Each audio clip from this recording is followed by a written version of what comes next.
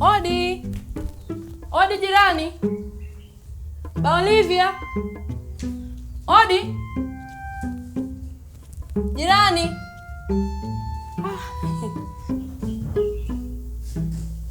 Ba Olivia.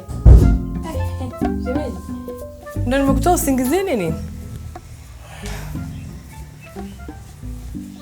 Hapana, nimekuwa sijalala. Tamani mimi nilikuwa na shida. Naomba unisaidie kufungua email. Hivi? Unajua kuna mtu yuko huko Ulaya. Sasa ameniambia nimtumie email yangu ili tuweze kuchat. Alafu pia na zile form zangu za mkopo natakiwa nizijibu pia kwa email. Ungempa tu namba ya simu. Kuna siku hizi wangu umekuwa mepesi. Anakucheki WhatsApp basi.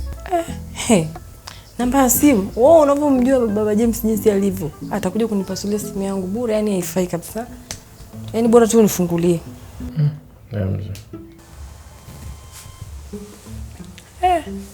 Maana yani unakuwa na mwanamke mshamba, hajui chochote. Na baba James yeye kila kitu nyumbani ni yeye. Kompyuta tumia yeye, simu anaielewa yeye. Ukimwambia kuelekeze hakubali. Kila saa tu ni kubofi, mara Facebook, mara wapi.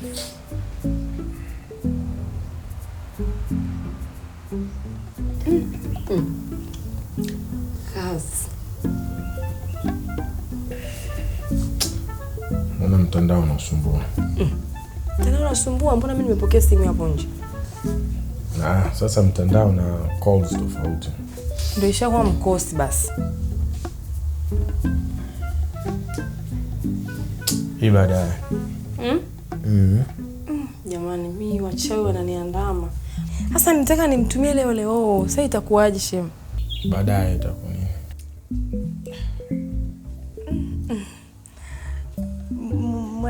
Janet yuko wapi? Janet kaondoka. Haya basi, kwa hiyo mpaka baadaye. Baadaye.